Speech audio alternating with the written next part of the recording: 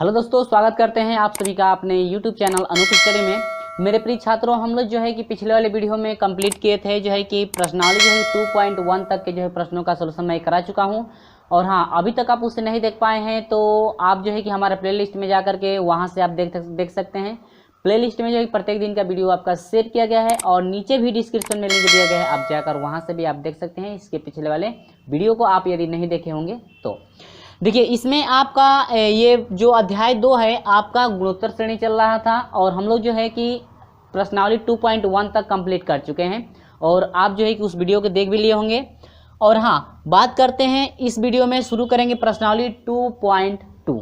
और हाँ, प्रश्नावली 2.2 में आपके प्रश्न नंबर 1 में जो है कि आपके 6 प्रश्न दिए गए हैं, जो कि मैं इस वीडियो में 4 प्रश्नों का सलूशन कराऊंगा और शेष प्रश्नों का सलूशन मैं अगले वीडियो में आपको करा दूंगा। ठीक है, सबसे पहले आपको मेरे प्रिय छात्रों समझना ये है कि हम लोग जो है कि इसके पिछले वाले में यानी कि अध्याय 1 में पढ़े थे समांतर श्रेणी में कि समांतर श्रेणी का वाँ पद कैसे निकालते हैं, समांतर श्रेणी का योगफल जो है कैसे निकालते हैं।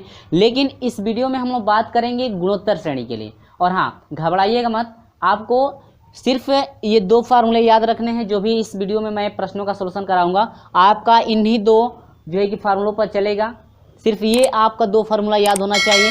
जो भी मैं क्वेश्चन कराऊंगा इन्हीं दोनों फार्मूले पे आपका होगा। तो ये तो आपका चल रहा है गुणोत्तर श्रेणी। हम लोग इससे है कि समांतर श्रेणी का तो हम लोग योगफल निकाल चुके हैं, कैसे निकाला जाता है और आपको पता भी होगा। अब इसमें बात करेंगे गुणोत्तर श्रेणी। कैसी श्रेणी? गुणोत्तर श्रेणी। अब देखिए, जो भी ये वैल्यू दिए गए हैं गुणोत्तर श्रेणी में है। और हाँ, आपको पता भी होगा कि गुणोत्तर श्रेणी में आपका सार्व अनुपात आता है, प्रथम पद आता है और सार्व अनुपात आता है। ठीक है, और अंतिम पद L तो आपको पता ही है कि पिछले समांतर श्रेणी में भी आपका अंतिम पद L होता था।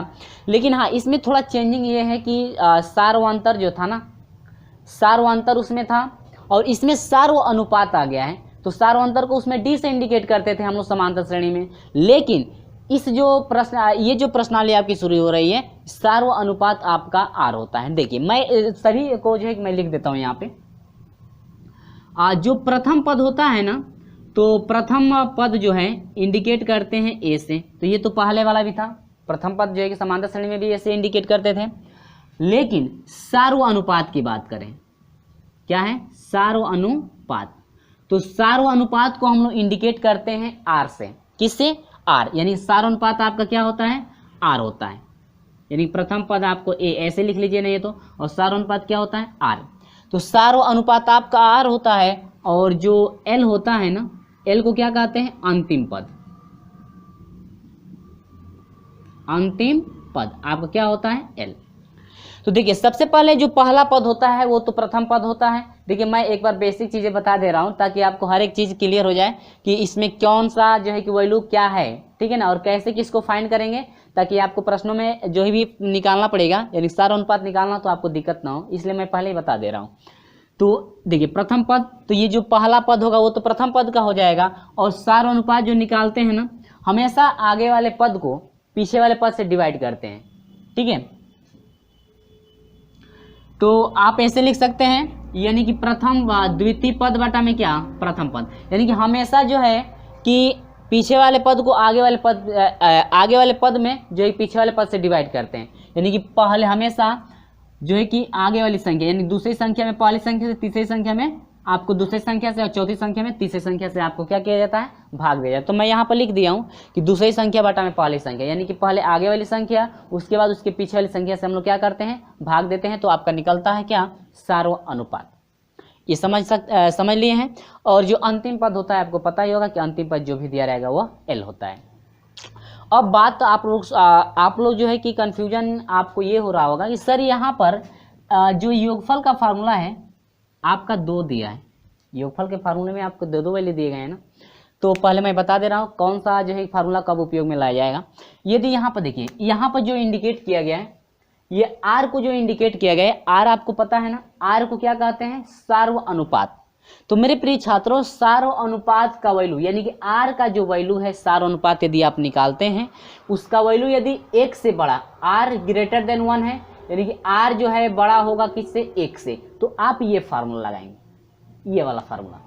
यानी कि जो भी आपका सार्व अनुपात निकलेगा यदि 1 से बड़ा हो यदि सार अनुपात जो भी आपका निकलता है यदि 1 से आपका बड़ा होगा तो तुरंत आप जो है n पद के लिए ये फार्मूला लगा देंगे।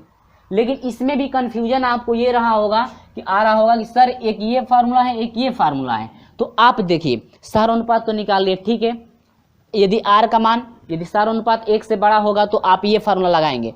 लेकिन इसमें भी आपके दो वैल्यू हैं, ये जो आप तब लगाएंगे जब आपका अंतिम पद दिया हो, ये जो है Sn बराबर ये फार्मूला तब लगाएंगे जब आपका अंतिम पद दिया हो। तो अंतिम पद तो ये इसमें क्या, अंतिम पद इसमें डैश डैश करके अनंत तक दिया है ना, तो अंतिम पद तो इसमें दिया नहीं है तो ये फार्मूला आप लगाएंगे नहीं, ठीक है। इसमें भी आपका अंतिम पद, इसमें अंतिम पद नहीं दिया है तो ये दोनों फार्मूला कट हो जाएंगे। अब आपको इनमें ये लगाना है या ये लगाना है, ये दोनों में से कोई एक ही फार्मूला आपका लगेगा, ठीक है ना। देखिए ये चीज़ें आप समझिए, पहले आप इसको समझेंगे तभी आप प्रश्नों का सलूशन कर पाएंगे। इसलिए मैं सभी चीज़ें यहाँ पर बता रहा हूँ ताकि आगे जो है प्रश्नों का जो भी सलूशन मैं कराऊंगा उसमें ना बताना पड़े। इसलिए मैं जो है कि इसमें बेसिक चीज़ें सब बता दे रहा हूँ कि आपको कैसे किस समय किसको आपको जो है कि उपयोग में लाना है। तो ये आपका रहा। अब तो आर का वैल्यू, अब हाँ ये जरा ध्यान में रखिए, जब अंतिम पद दिया होगा तो ये फार्मूला लगाएंगे, ठीक है। यदि आर का मान बड़ा हो तो अंतिम पद के लिए ये फार्मूला लगाएंगे, अंतिम पद दिया होगा तो। लेकिन इसमें तो आपका अंतिम पद दिया नहीं है तो आपको ये लगाना है। कब? जब आर का मान बड़ा होगा 1 से तब। अब ए जो है आपका प्रथम पद होता है, आर जो है आपका सार अनुपात होता है, और एन तो आप लोग समझ ही रहे हैं, जैसे 10वां पद निकालना हो 20वां पद निकालना हो, यानी कि नहीं 10 पदों का योग निकालना है, 20 पदों का योग, 30 पदों का योग निकालना है तो वह एन का मान होता है। जितने पदों का योग निकालना होगा वह एन का मान होता है। तो ये तो समझ गए कब इसको लगाना है आपको, ठीक है। जब आर का वैल्यू जो है 1 से बड़ा होगा तब आप जो है पहले को लगाएंगे, ठीक है। इसको पहला कर दीजिए, ये आपका दूसरा हो गया मान लीजिए। अब यदि आर का वैल्यू 1 से छोटा हो जाए, आर का वैल्यू 1 से कितना हो जाए, आर का वैल्यू यदि मेरे प्रिय छात्रों 1 से छोटा जब हो जाता है तो उसके लिए देखिए यहाँ पर आर स्मॉलर देन 1, यानी कि आर का मान जब 1 से छोटा हो जाता है, यानी कि 0.1 करके 0.5 करके आ जाता है, ऐसे आ जाता है, या 1/2 आ जाता है, या 1/3 आ जाता है। यदि ऐसे कर यानी कि 1 से हमेशा आर का मान यदि छोटा आता है तो फ्रेंड्स आप ये लगाएंगे n पदों के योगफल के लिए, आपको ये फार्मूला लगाना पड़ेगा, ठीक है। और ये फार्मूला लगाएंगे कब? जब आपका अंतिम पद नहीं दिया रहेगा तब, और अंतिम पद दिया रहेगा तो आप ये लगाएंगे। समझ गए? उम्मीद होगी मेरे प्रिय छात्रों दोनों चीज़ें आपको अच्छी तरह से समझ में आ गई होंगी कि किस समय किस फार्मूले को आप उपयोग में लाएंगे, ठीक है। तो चलिए कोई दिक्कत नहीं है।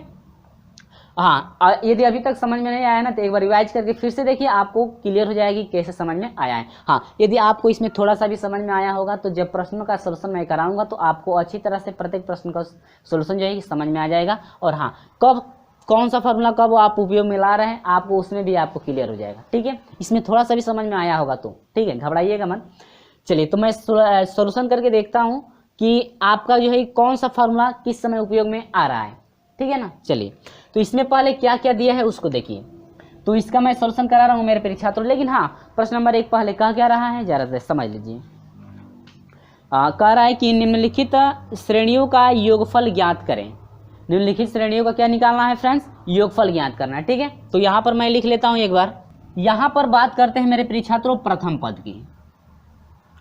तो प्रथम पद आपका होता है ए से इंडिकेट करते हैं। तो पहला पद आपका कितना है मेरे प्रिय छात्रों? 1। प्रथम पद तो मालूम हो गया। सार्वनुपात की बात करें, सार्वनुपात बराबर क्या होता है? सार्वनुपात कैसे निकालेंगे आप? जो है कि आगे वाले यानी कि दूसरे पद को पहले पद से भाग, यानी कि 2 बटा में कितना 1 बराबर कितना हो गया 2। अब तो इतना ठीक है ना, समझ में आ रहा होगा। अब ये बताइएगा जो आर सार्वनुपात जो निकला हुआ है आर जो है 1 से बड़ा है या 1 से छोटा है?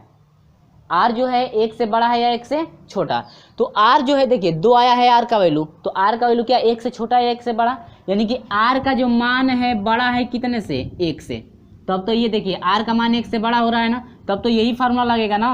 अंतिम पद यदि दिया रहता तो इससे निकाल देते, लेकिन अंतिम पद नहीं है तो आपको इससे निकालना पड़ेगा। ये पकड़ में आ गया कि ये लगाएंगे या ये लगाएंगे, ठीक है। यदि आर का मान 1 से छोटा आया होता तो इसको लेकर चलते हैं, और आर का मान 1 से बड़ा आया है तो इसको लेकर चलेंगे। समझ में आ गया होगा अपना।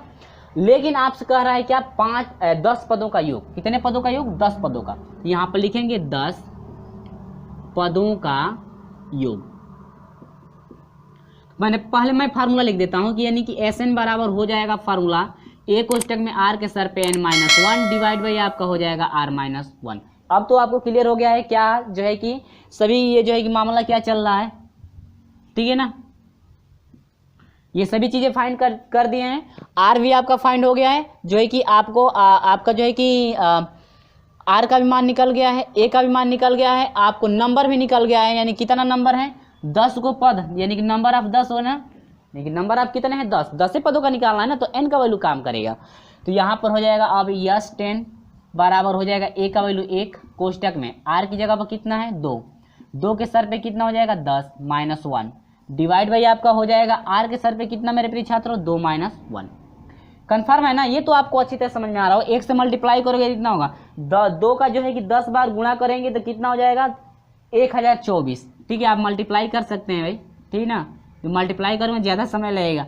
2 में से 1 घटेगा तो 1 हो गया, 1 से डिवाइड कर दीजिए, यानी कि ये घटा दीजिए पहले, तो आपका हो जाएगा 2023 और डिवाइड बाई 1 और 1 से भाग देंगे तो 2 हो जाएगा 2000 कितना 23, यानी कि आ गया आपका 2000 कितना, सॉरी 2000 नहीं है ये 1000 है ना, 1024 है 2000 नहीं 1024, यानी कि आपका टोटल वैल्यू फाइंड हो गया कितना 1024। ये रहा आपका आंसर 1024 नहीं 1023 से, ठीक है।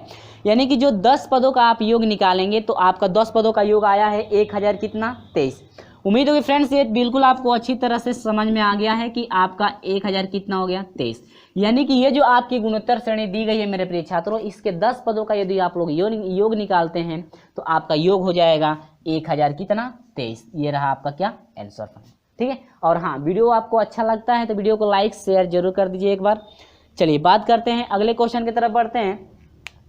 हाँ, क्वेश्चन नंबर 2 दे रखा है, बहुत ही सिंपल क्वेश्चन है। चलिए मैं इसको एक बार लिख लेता हूं, इसके बाद जो है कि आगे चलता हूं, दूसरे नंबर पे आते हैं, ठीक है मेरे प्रिय छात्रों। चलिए देखिए, ऐसा कोई भी चीज ना हो कि आपको समझ में नहीं आएगा, आप जो है कि यदि मन से पढ़ते हैं। और हाँ, सबसे तो पहले जो है कि आपको फार्मूला याद होना चाहिए, जब तक फार्मूला याद नहीं रहेगा तब तक आप कुछ भी नहीं कर पाएंगे। यदि जानेंगे कि हाँ ऐसे हल होगा और यदि फार्मूला पता ही ना हो तो जानकर भी आप अनजान हो जाएंगे, यानी कि जानेंगे तो भी आप हल नहीं कर पाएंगे, क्योंकि जब फार्मूला याद नहीं होगा तो हल कैसे कर पाएंगे। तो सबसे पहले आपको ये पता होना चाहिए कि फार्मूला आपका क्या है, यानी कौन सा फार्मूला कब उपयोग में लाएंगे, तो आसानी से जो है कि आप किसी भी प्रश्नों का सोल्यूशन कर सकते हैं। क्योंकि जो भी मैं इस प्रश्नों का सोल्यूशन करा रहा हूँ सिर्फ फार्मूले पे आधारित है, यदि फार्मूला जो है कि याद हो तो आप जो है कि आसानी से कर सकते हैं। चलिए अगला क्वेश्चन दे रखा है 2/9 माइनस 1/में कितना है 3। इसके बाद दे रखा है प्लस 1/2 प्लस डैश करके अनंत तक दिया है 2/9 माइनस 1/3, ठीक है। मैं क्वेश्चन को सही मिला लेता हूँ, हो सकता है मिस्टेक हो जाए तो गड़बड़ हो जाएगा ना। के 5 पदों का योग। अब देखिए इसमें कितने पदों का योग पूछ रहा है, 5 पदों का योग पूछ रहा है ना, कोई दिक्कत नहीं है, बस वैसे ही हम लोग हल करेंगे। पहले तो आर को निकालें, सार अनुपात निकालें कि देखेंगे कि आखिर में सार अनुपात का जो मान आ रहा है 1 से कम आ रहा है या 1 से अधिक, तभी तो इन दोनों में से कोई फार्मूला उपयोग में लाया जाएगा। चलिए निकालते हैं हम लोग। प्रथम पद ए बराबर आपका हो जाएगा 2/9। अब इसके बाद सार अनुपात,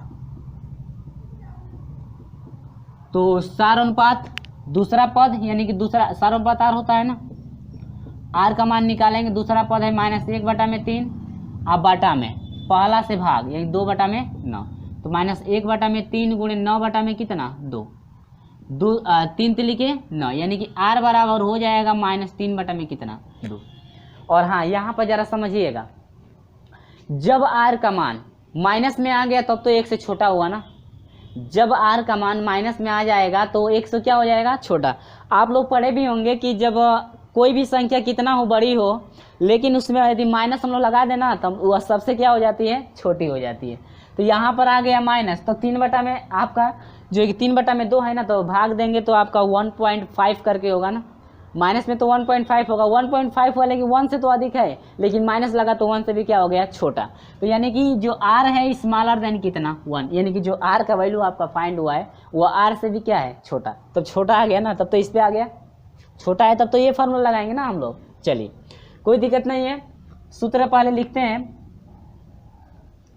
यहाँ पर मैं लेता हूँ 5 पदों का योग, 5 पदों का योग। तो नंबर कितना निकल गया, नंबर आप कितना है 5, 5 गुना पद का निकालना है। तो यहाँ पर हो जाएगा 5 पदों का योग। पहले फार्मूला रख लेते हैं हम। तो SN बराबर, देखिए आपका तो 1 से छोटा हो गया ना, 1 से छोटा हो गया तब तो ये फार्मूला लगाएंगे आप, वो नहीं कि ऊपर वाला लगा दीजिएगा। तो यह हो जाएगा A कोष्टक में 1 माइनस आर के सर पे n बटा में 1 माइनस आर।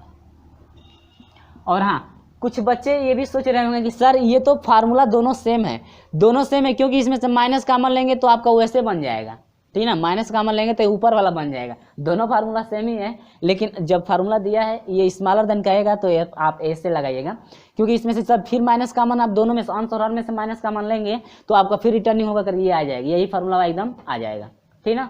तो आप ये नहीं कि डायरेक्ट उसको लगा दीजिए, जो फार्मूला है उसके अनुसार लेकर चलिए, ठीक है।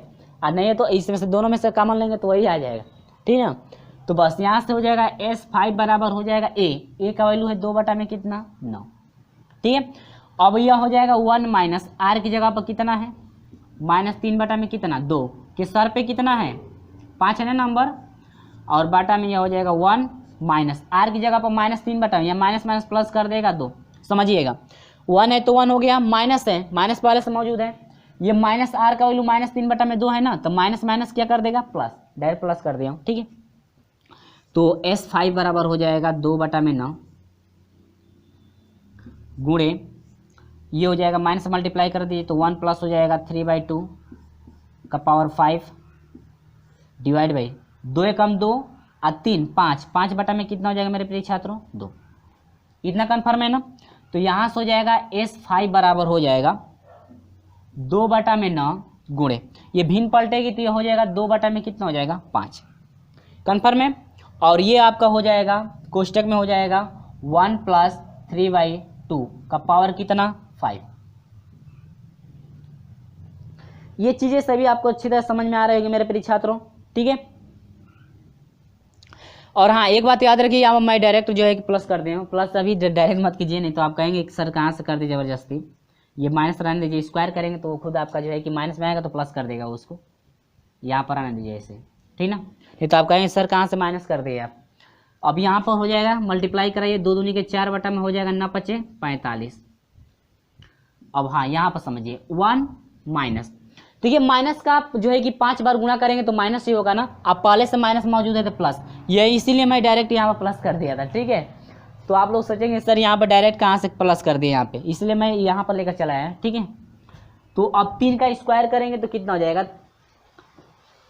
3 का 5 बार गुणा करना है ना, तो 3 का जब 5 बार गुणा करेंगे तो 243 हो जाएगा, 200 कितना 43, और बाटा में 2 का करेंगे तो आपका हो जाएगा 32, यहाँ पर हो जाएगा 4 बटा में 45 गुणे, इसको मल्टीप्लाई कराएंगे तो आपका हो जाएगा 32 प्लस 243 बाटा में कितना 32, ये 4 8 है 32 हो गया, जोड़ दीजिए इसको, ये हो जाएगा 3 2 5 हो जाएगा, 4 3 7 हो जाएगा, और ये 2 बाटा में आपका हो जाएगा कितना, ये टोटल वैल्यू आपका कितना हो गया, यहाँ से आपका मल्टीप्लाई करा दीजिए, या आप लिख सकते हैं इतना 45 गुणे कितना 8, 45 गुणे कितना हो गया 8। अब इसके बाद आपका कौन से कट रहा है ध्यान दीजिएगा,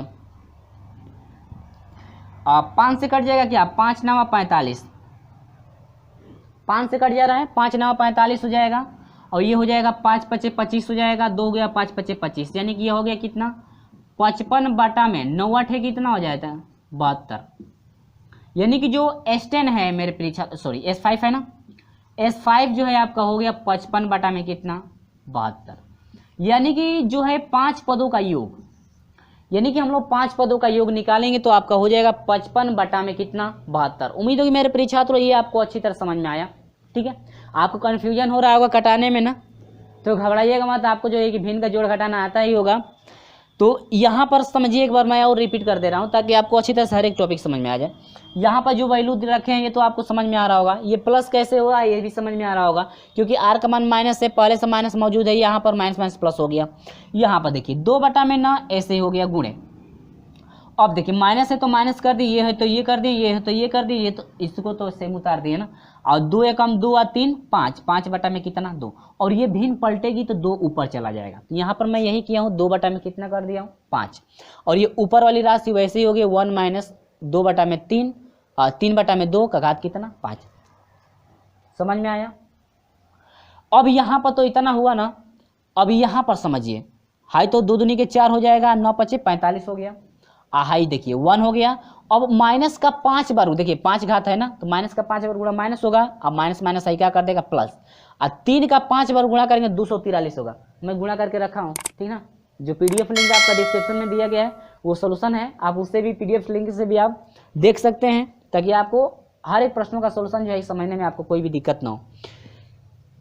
चलिए यहाँ पर 243 हुआ, 3 का आप पावर 5 करेंगे तो, अब 2 का पावर 5 है तो यानी 2 का 5 बार गुणा करेंगे तो आपका 32 हो जाएगा, ठीक ना। अब इससे इसमें गुणा कर दिए तो 32 से कम 32 हो गया, प्लस इसको ऐड कर दिया जाता है बाटा में 32। अब यहाँ से 4 × 8 32 कर दिए हैं, कट गए हैं 4 से, और इन दोनों को जोड़ दिए हैं तो 275 हो गया। अब बाटा में 45 × 8 यहाँ पर कर दिए हैं, आप 5 से कटा दीजिए, 5 × 9 = 45 हो जाएगा, 5 × 5 = 25, 275 को भाग तो 5 × 5 = 25 और 5 × 5 = 25, 55 हो गया।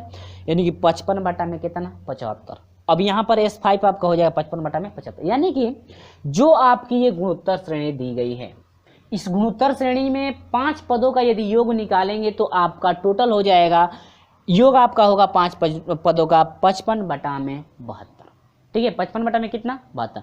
तो मेरे प्रिय छात्रों, उम्मीद होगी कि ये भी ये प्रश्नों का सोल्यूशन मैं कराया हूँ आपको अच्छी तरह से समझ में आ गया होगा, ठीक है। देखिए, जब फार्मूला आपको याद हो तो आपको प्रश्नों का सोल्यूशन करने में दिक्कत नहीं होता है, और ना ही आपको जो है कि समझने में दिक्कत होता है, ठीक है। तो फार्मूला तो आपको पता ही होगा, और हाँ ये तो आपको गुणा भाग खुद आता होगा, और हाँ गुणा भाग नहीं आता होगा तो थोड़ा उसको आप रिवाइज कीजिए, ताकि आपको जो है कि डिवाइड करने में ईजी हो, ठीक है। स्क्वायर भी आपका किए, जैसे किसी बच्चे को यदि 3 का पावर 5 हो तो इसका जो है कि 3 का पावर 5 होगा तो उसका वैल्यू क्या होगी। यदि नहीं ज्ञात करने आता है तब तो आपको दिक्कत है। जैसे मान लें 3 का पावर 5 है, 3 का पावर 5 का मतलब हो जाएगा 3 गुणे, यानी कि 3 को 5 बार, ठीक है। अब इतना 3 तिली के 9, 3 तिली के 9, 9 गुणे 9 9 9 81, 81 3 आपका हो जाएगा 3 × 3 और 3 × 8 24। अब इस तरह से नहीं आएगा तब तो दिक्कत है ना। तो चलिए, उम्मीद होगी फ्रेंड्स कि जो मैं सोल्यूशन कराया हूँ आपको अच्छे से समझ में आया, ठीक है ना। चलिए इसके बाद बढ़ते हैं हम लोग अगले क्वेश्चन की तरफ। हाँ, वीडियो अच्छा लगता है तो वीडियो को लाइक शेयर अपने दोस्तों में जरूर कर दीजिए। तो चलिए बात करते हैं, तीसरे पे चलते हैं। ये सभी चीज़ें आपको अच्छी तरह समझ में आ गई होंगी। अब इसके बाद अगला क्वेश्चन क्या कह रहा है, देखिए अगले क्वेश्चन का सोल्यूशन मैं करा रहा हूं। तो मैं यहाँ पर लेकर आ गया हूँ तीसरे नंबर पे, ठीक है। देखिए सेम प्रोसेस आपका वही चलेगा, सब कुछ वही है, आप खुद सोल्यूशन कर सकते हैं। लेकिन देखिए इसमें कह क्या रहा है, कह रहा है कि 1 - 2 + 2 का स्क्वायर -2 का घात 3 है प्लस डैश के 10 पदों का योग। इसमें कितने पदों का योग निकालना है मेरे प्रिय छात्रों, 10 गो, ठीक है। तो प्रथम पद आपका कितना मिल गया है 1, प्रथम पद 1 निकल गया, और सारो जो अनुपात आर है, दूसरा आपका माइनस है ना, अब पहले से भाग, यानी कि आपका कितना निकल गया -2। और जब -2 आया ना, यदि 2 रहता खाली तब तो 1 से बड़ा हो जाता, लेकिन -2 है तो 1 से भी क्या हुआ छोटा हो गया, तो यानी कि स्मॉलर देन क्या 1, यानी कि जो -2 है 1 से भी क्या है छोटा। और जब 1 से आपका छोटा हो गया तब तो ये फार्मूला लगेगा ना, यही वाला ना फार्मूला फिर लगेगा, ठीक है। चलिए हम लोग फार्मूला लगा कर देखते हैं। अब इसमें तो आर का ए का मान निकल गया, आर का भी मान निकल गया, निकालना है 10 पदों का योग। तो यहां पर मैं लिखता हूं 10 पदों का योग। तो मेरे प्रिय छात्रों 10 पदों का यदि योग निकालेंगे ना तो आपका होगा जाएगा का, देखिए 10 पदों का योग निकालेंगे तो आपका हो जाएगा, फार्मूला पता है ना, फार्मूला वही है, फिर फार्मूला रखते हैं, SN बराबर हो जाएगा ए कोष्टक में 1 - r के सर पे n, अब बाटा में आपका हो जाएगा 1 - r, क्या हो जाएगा 1 - r। तो बस रख दीजिए, कोई दिक्कत नहीं है। SN की जगह यहाँ पर कितना हो जाएगा 10, और ए की जगह यहाँ पर 1 कोष्टक में 1 - r की जगह पर -2 है ना, और सर पे कितना, यहाँ पर n का वैल्यू कितना है, नंबर कितने हैं 10 पदों का, पद 10 है ना, यानी कि 10 पदों का निकालना है ना। चलिए पावर 10 डिवाइड बाई हो जाएगा 1, r की जगह पर -2, माइनस क्या कर देगा +2, तो ये हो जाएगा मेरे प्रिय छात्रों 1 से मल्टीप्लाई करेंगे तो इतना ही रह जाएगा, यानी कि 1 माइनस। अब देखिए माइनस का 10 बार गुणा, माइनस का 10 बार गुणा करेंगे तो आपका प्लस में चला जाएगा, लेकिन ये बाहर माइनस है तो माइनस ही रहेगा। और 2 का जो है कि आप क बार 10 बार, यानी कि 2 का यदि 10 बार हम लोग करते हैं तो आपका टोटल वैल्यू हो जाएगा कितना 1024। अभी किए थे एक बार, 2 का यदि 10 बार करते हैं तो 1024 कितना हो जाएगा 1024। अभी पहले में किए थे बाटा में 2 1 कितना हो जाएगा 3, घटाइएगा तो हाई हो जाएगा कितना -1024, सॉरी 24 में से 1 घटेगा 23 हो जाएगा ना। अब बाटा में कितना, समझ में आया। यानी कि मेरे प्रिय छात्रों, यानी कि -10 यानी कि 10 पदों का यदि योग आपका निकाला गया है तो आपका आ गया -1023। अब बाटा में कितना 3। ये रहा मेरे प्रिय छात्रों क्या आंसर। उम्मीद होगी कि ये तो आपको अच्छी तरह समझ में आया ना। और हाँ, वास्तव में अच्छा लगता है वीडियो तो वीडियो को लाइक और अपने दोस्तों में इस वीडियो को शेयर जरूर कर दीजिएगा। चलिए बात करते हैं अगले टॉपिक की तरफ। ये 3 प्रश्नों का सलूशन रहा और हाँ ये लास्ट है 4 प्रश्नों का सलूशन। और आगे जो है कि आपके साथ हाजिर होंगे 5वें के साथ। और हाँ इस वीडियो में 4 तक प्रश्नों का सलूशन करा दूंगा, ठीक है। चलिए पहले में 4 थे ना, तो पहले में 6 था लेकिन 4 का मैं इसमें सलूशन करा दे रहा हूँ। चलिए मैं 4 नंबर पे आ रहा हूँ, ठीक है। चलिए वीडियो अच्छा लगता है तो वीडियो को लाइक शेयर एक बार जरूर कर दीजिएगा। चलिए इसको मैं हटा देता हूँ, ठीक है। तो देखिए मेरे प्रिय छात्रों, ये आपका जो है कि इस वीडियो का ये अंतिम क्वेश्चन है, जो कि आपका प्रश्न नंबर 1 में 6 प्रश्न थे, जो कि मैं इस वीडियो में 4 तक के प्रश्नों का सलूशन कराया हूँ। और शेष जो प्रश्न है आपके अगले वीडियो में कराया जाएगा, यानी कि जो है कि 5 और 6 का। और जो है कि दूसरे क्वेश्चन में भी आपके 2 हैं तो उनका भी सलूशन अगले वीडियो में करा दूंगा। चलिए बात करते हैं इसको। हाँ एगो बात याद जरा रखिएगा, इसमें जो है ना गुणोत्तर श्रेणी और समांतर श्रेणी दोनों हैं। और जांच कैसे करेंगे, जरा जांच करने का तरीका आप समझिएगा। ये क्वेश्चन दे रखा है कि a + b, दूसरे क्वेश्चन में a² + 2b, और तीसरे में दिया है प्लस करके aq + 3b + डैश n पदों का योग ज्ञात कीजिए, यानी कि n पदों तक का आपको जो है योग फाइंड करना है। लेकिन आपको स्क्रीन पे दिख रहा होगा मेरे प्रिय छात्रों की उसमें संकेत दे रखा है। क्या दे रखा है, संकेत। तो संकेत यहाँ पर मैंने लिख दिया हुआ है, संकेत दिया है कि श्रेणी में देखिए जो प्रत्येक कोष्टक का जो पहला पद है, देखिए प्रत्येक कोष्टक का क्या पहला पद को एक श्रेणी में ले लिया है और प्रत्येक जो है कि दूसरे पद को एक श्रेणी में। देखिए दूसरे पद को एक श्रेणी में, जो आपकी 2 श्रेणियां बनी है, एक ये श्रेणी बनी है, एक ये श्रेणी, 2 श्रेणी बनी है, तो 2 श्रेणी बनी है, ठीक है। लेकिन दोनों श्रेणियां अलग अलग हैं, लेकिन दोनों श्रेणियां क्या है, अलग अलग है। और आप सोच रहे हैं कि सर कैसे पहचाने आपकी अलग अलग है। देखिए a², यानी आपका अंतर देखिए, यदि आप अंतर निकालते हैं तो आगे वाले में से पीछे वाले घटाया जाता है। यदि a² - a, तो ये तो घटेगा नहीं, ये तो घटेगा नहीं, यानी कॉमन सिर्फ लेंगे तो आपका हो जाएगा a - 1, a - 1 बाहर हो जाएगा a। अब इसमें से इसको घटाएंगे तो आपका हो जाएगा aq माइनस क्या a², घटाएंगे तो आपका क्या हो जाएगा, आपका हो जाएगा a - 1, अब बाहर हो जाएगा a² देखिए सार्वंतर अलग अलग इसका आ रहा है, इसका सार्वंतर क्या आ रहा है, अलग अलग। तब तो सार्वंतर जब d आपका अलग अलग आ रहा है सार्वंतर, तब तो ये आपकी समांतर श्रेणी में हाई नहीं है, ये समांतर श्रेणी में नहीं है, क्योंकि सार्वंतर बार बार अलग आ रहा है। अब देख लेते हैं गुणोत्तर श्रेणी में है क्या, जांच करने का मैं तरीका बता रहा हूँ, ठीक है। तो यह हो जाएगा a² बटा में a, एगो से एगो कट गया, a बच गया। आगे वाले में फिर इसको डिवाइड कीजिए, q बटा में a², हाई 2 गो में से एगो कट गया, एगो बच गया a, ठीक है। इसका मतलब देखिए इसका जो है कि सार अनुपात जब निकाल रहे हैं हम तो सार अनुपात बराबर आ रहा है। तो सार अनुपात किस में होता है, गुणोत्तर श्रेणी में होता है ना। इसका मतलब कि जो ये है यह गुणोत्तर श्रेणी है। ये कौन सी श्रेणी में है, गुणोत्तर श्रेणी में। अब तो पहचान लेंगे ना आपकी किस में है, ठीक है। तो ये गुणोत्तर श्रेणी में है। अब जरा ये तो हम लोग समझ गए कि ये गुणोत्तर श्रेणी में, हम लोग जांच कर लेंगे गुणोत्तर श्रेणी में कैसे है, ठीक है। अब आगे देखिए, अब इसको देखते हैं कि समांतर श्रेणी में है, गुणोत्तर श्रेणी में है। तो सबसे पहले गुणोत्तर श्रेणी निकाल लेते हैं। 2b यानी कि दूसरे में से पहले को भाग दीजिए, कितना हो जाएगा, 2 मिल रहा है ना। फिर आगे वाले में से पीछे वाला यानी 3b में भाग दीजिए, कितने से, 2b से, 3/2।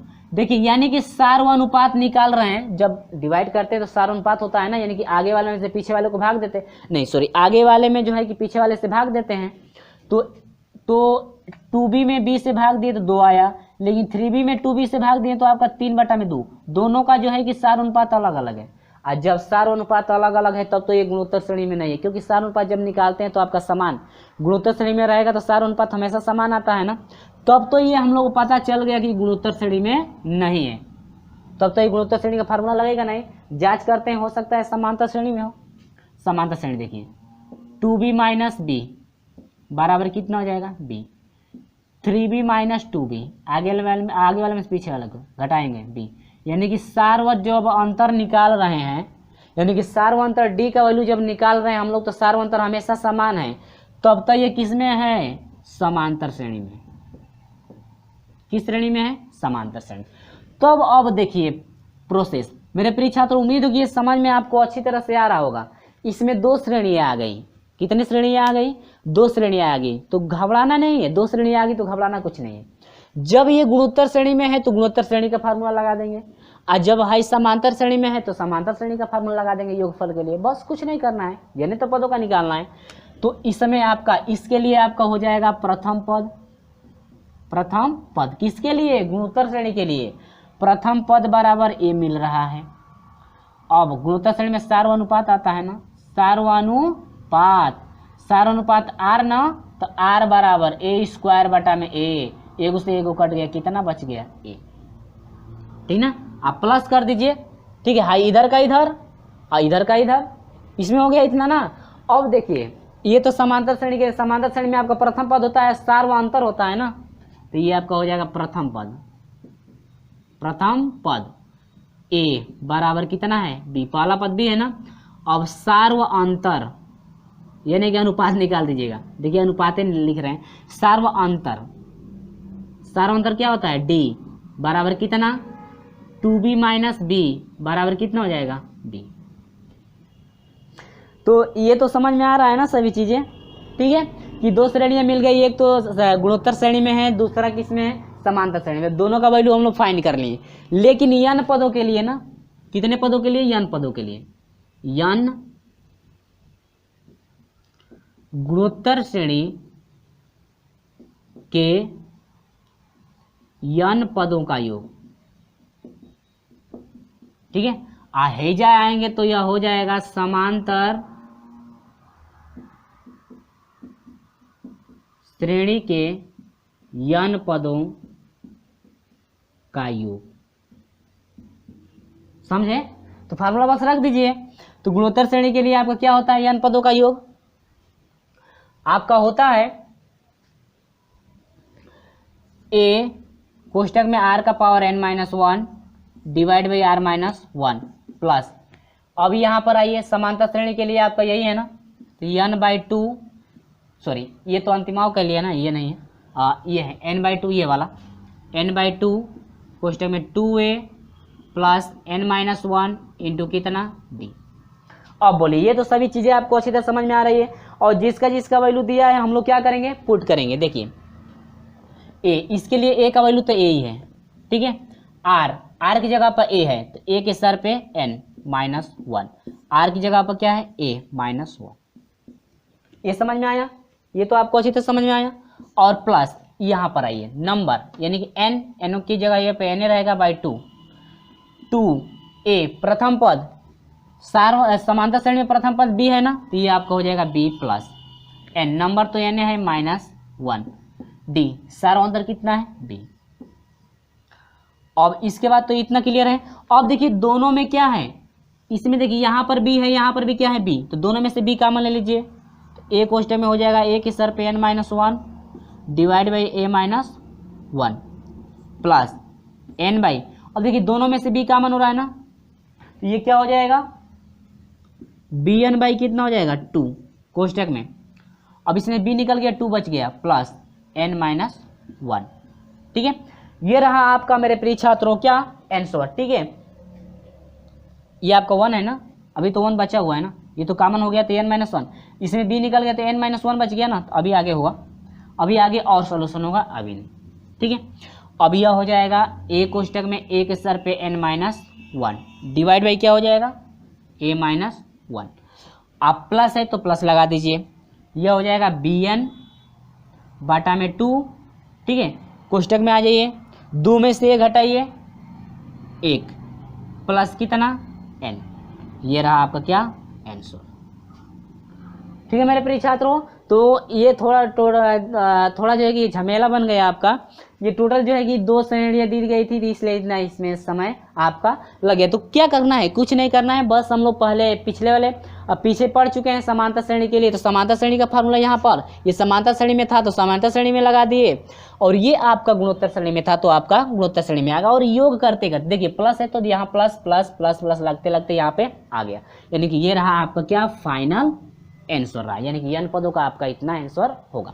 ठीक है, और हाँ नहीं है तो यहाँ से आप एलसीएम ले भी ले सकते हैं, और हाँ एलसीएम लेंगे तो कुछ फायदा है नहीं, सिर्फ आपका यही आपका आंसर यहाँ पे आप छोड़ दीजिए। ठीक है, तो उम्मीद है कि मेरे प्रिय छात्रों आपको जितना मैं क्वेश्चन इस वीडियो में बताया हूँ, आपको जो है कि हर एक प्रश्नों का सोल्यूशन अच्छी तरह समझ में आ गया है। और हाँ किसी भी स्टेप में आपको परेशानी है तो हमें कमेंट द्वारा जरूर बताइएगा कि आपको वीडियो कैसा लगा है, और हाँ किस स्टेप में आपको परेशानी हो रही है। और हाँ वीडियो आपको अच्छा लगा है तो आपसे यही एक रिक्वेस्ट रहता है कि आप इस वीडियो को, जो भी वीडियो आपको अच्छा लगता है तो वीडियो को जो है कि अपने दोस्तों में ज़्यादा से ज़्यादा शेयर करें। और हाँ अभी तक हमारे साथ नहीं जुड़े हैं तो चैनल को हमारे सब्सक्राइब करके जुड़ जाइएगा, साथ में बेल आइकन को प्रेस भी कर दीजिएगा, ताकि जब भी वीडियो आपके लिए नई अपलोड की जाए आपको नोटिफिकेशन सबसे पहले आपको नोटिफिकेशन पहुँचती रहे। तो चलिए फ्रेंड, मिलते हैं आपसे अगले वीडियो में, तब तक के लिए बाय बाय।